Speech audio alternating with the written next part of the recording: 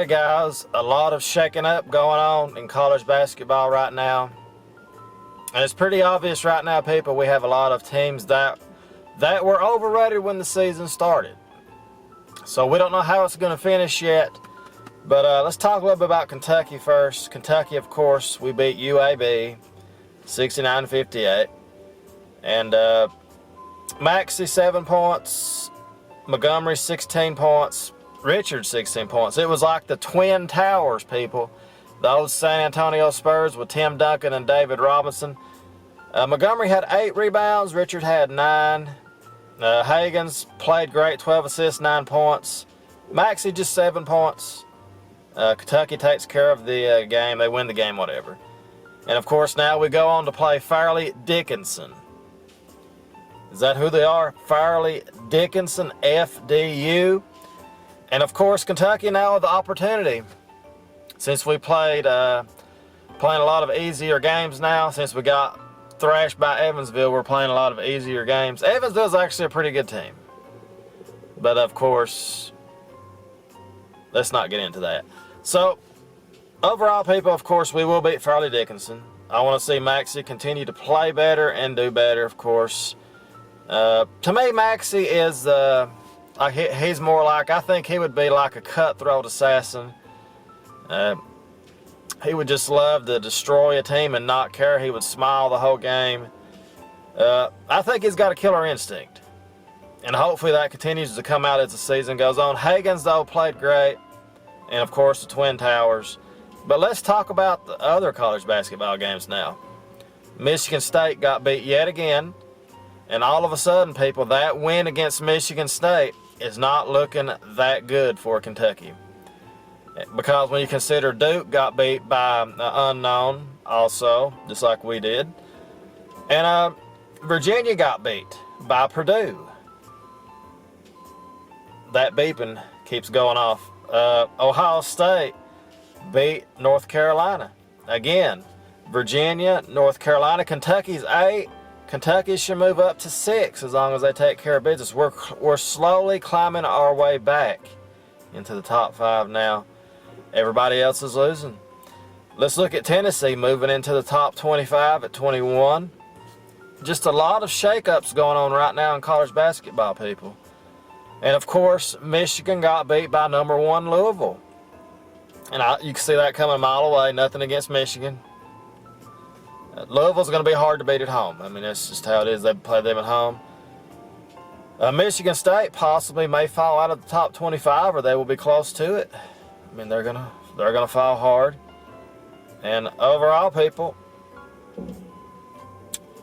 interesting right now. It's very interesting. Who is the best team in college basketball right now?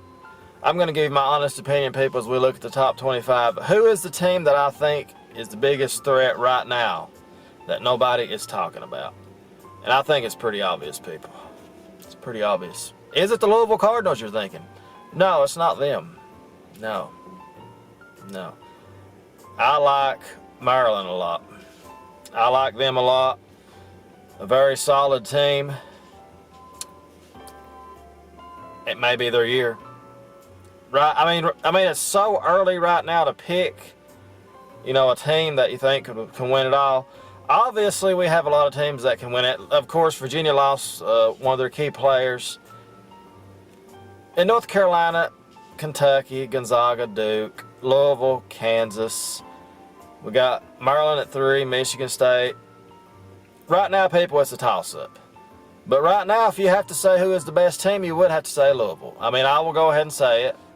Even though they had a horrible, ugly win against Michigan, it doesn't matter. They won the game.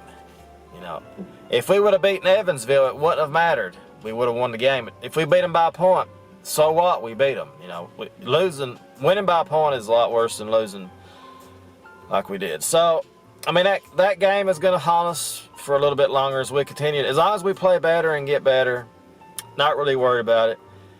But looking at it, people, we're on our way up, I think. We got some pretty hard games coming up. We have to play, of course, North Carolina, but I'm not worried about that game. Really not. I'm thinking more about 21st of December, Ohio State. that right there is going to tell me a lot about Kentucky when we play Ohio State. That is really what I want to see happen. As of now, they have Ohio State with a 63% chance of winning the game. And I know I don't like to look ahead. People's like, well, you looked ahead and look what happened with Evansville. I don't see that happening again. You know, I don't see us losing any more out-of-conference games this year. But it's going to be played at the T-Mobile Arena in Las Vegas. It's going to be a neutral site.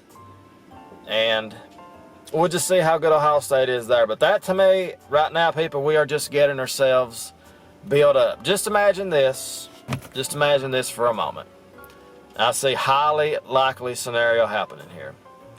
We beat Michigan State, which has turned out to not be a great win, okay? They may still rebound and have a good season.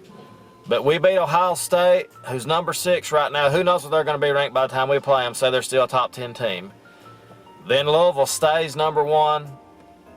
We'll have 2 more wins against 2 more top 10 teams. That would be huge. That would be huge. Now, to me, it plays perfect for Kentucky because playing in Nevada is going to be a neutral site. Then Kentucky playing Louisville at Kentucky. I know Evansville beat us at home. I know that. But still, I'd rather play Louisville at Rupp right now since they're number 1 than on the road. So, but, you know, Louisville probably, knowing them, they'll find a way to lose before we play them.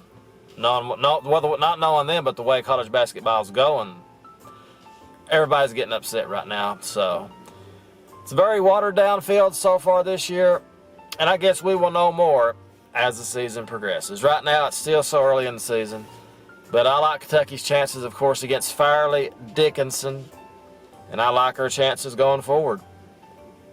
Montgomery, he surprised me. We'll see if that continues. I mean, we had, almost 40 points from our 2 big men, and I thought that would be a weak spot. But again, we played UAB, I know, but still, it's good to have Montgomery there. One person gets in foul trouble, you got Montgomery. And of course, I'll not even mention Sestina's injury. Of course, Montgomery's going to automatically play more because of that. So I forgot to mention Sestina. Saying 3 to 4 weeks, I think it'll be a little long. You have to make sure he's 100% before he comes back. You have to really make sure. So on an injury like that, you don't want to come back, you know, a day or a week sooner. A lot of people thinking we'll have him back for Louisville. I'm not even thinking about that. Not even thinking about that.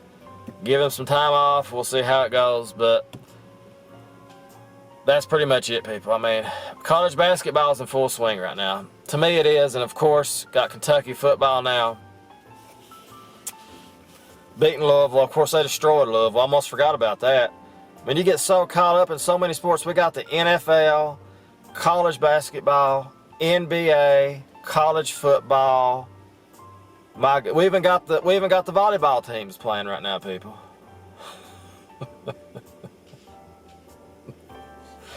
I'm sorry.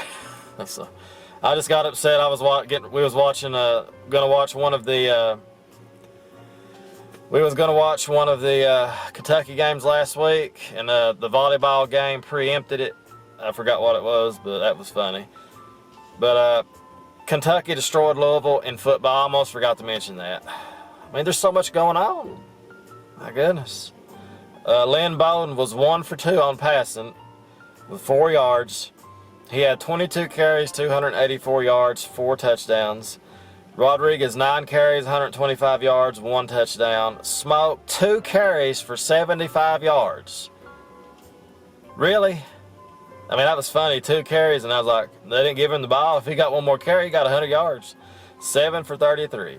So there we have it, people. Kentucky, once again, is bowl eligible. And we'll see where they go from here. So far, people, the predictions for Kentucky's bowl game. What was that I looked at the other day? What is the projection? I forgot. Let me look it up right quick here. I want to make sure I get it right. Yeah, that's right.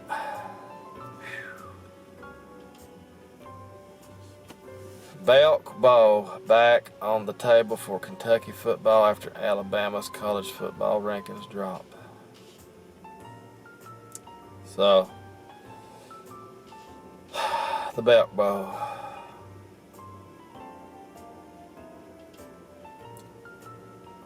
And there you have it. Anyway, SEC assigned teams. Let's look back. Outback, Texas Slayers, Music City Bowl, Belk Liberty, and Texas.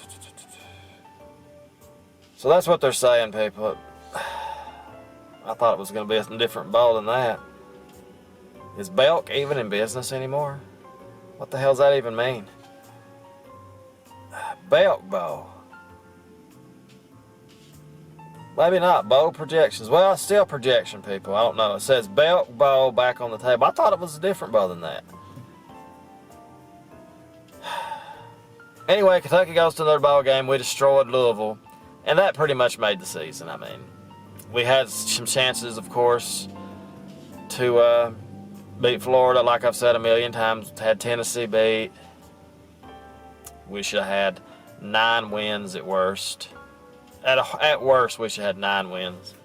But that's how it goes, people. Anyway, that's pretty much it. Long-winded video. We'll talk more about Kentucky football as the bowl game gets closer. And Christmas is coming, of course. And it's just going to be a great time. Great time. College football playoffs coming around. NFL playoffs coming around. It's almost here. It's hard to believe. But anyway, guys, that's pretty much it. Whew. So much going on, people. It's unreal. It's unreal. So we'll see you guys as always next time. Thank you so much for watching. Go Big Blue. Have a great day. Toodles.